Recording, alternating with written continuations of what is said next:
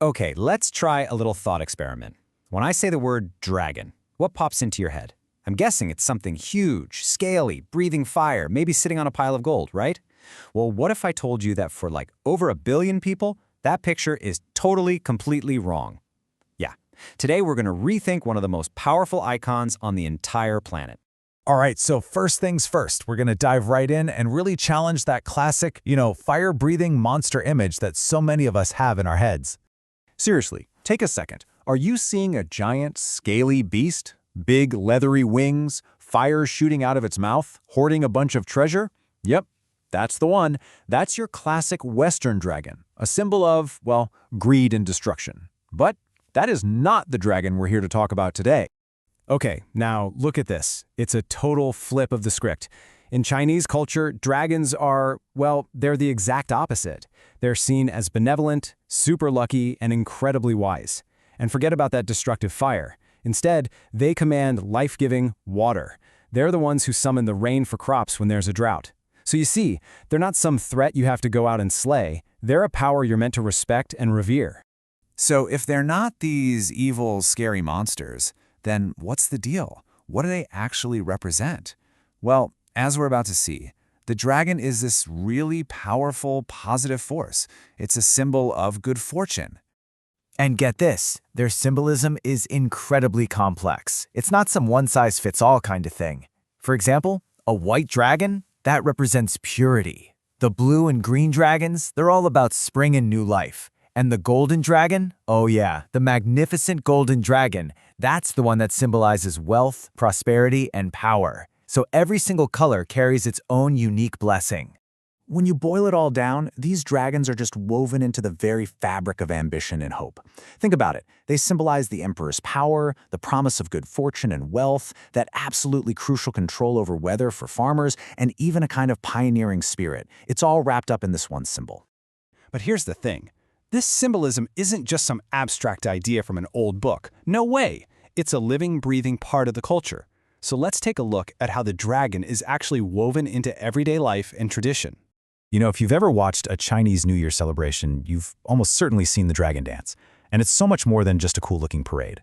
It's actually a powerful ritual to bring in good fortune, and way back when, it was a way to pray for the rain you desperately needed for a good harvest. The dragon is so important, it even gets its own spot in the Chinese zodiac. And people who are born in the year of the dragon, they're believed to have its traits. Powerful, full of energy, super charismatic. It literally becomes a part of who they are, a part of their identity. And that connection to imperial power, you can literally see it in the architecture. Take Beijing's Forbidden City, for example. Dragon designs are everywhere. I mean, carved into staircases, plastered on walls, built into the thrones. It was this constant visual reminder of the emperor's divine power. The dragon's influence runs so deep that it's even baked right into the language itself. You've probably heard the phrase crouching tiger, hidden dragon, right, from that famous movie? Well, it's a super common idiom, and it's used to describe someone with incredible talent or power that's just kind of hidden away, waiting to be discovered. Okay, so we've seen just how central the dragon is to Chinese culture. Now, I think it's time to put the two versions right next to each other. A direct, head-to-head comparison. And wow, the differences are just stark. Chinese dragons, they live at the bottom of lakes and rivers or up in the clouds. Western dragons, they're hiding out in some dark cave. One is this long, elegant, snake-like creature. The other is basically a giant dinosaur with bat wings. But the biggest difference, the one that really matters, is their character. One is lucky and wise, and the other is dangerous and greedy. They're just worlds apart, truly. So what's the big takeaway here? Why does any of this matter? It matters because the Chinese dragon isn't just some dusty old relic from a history book. It is a vibrant, living symbol that has incredible power, even today. There's this quote from our source material that just says it all perfectly.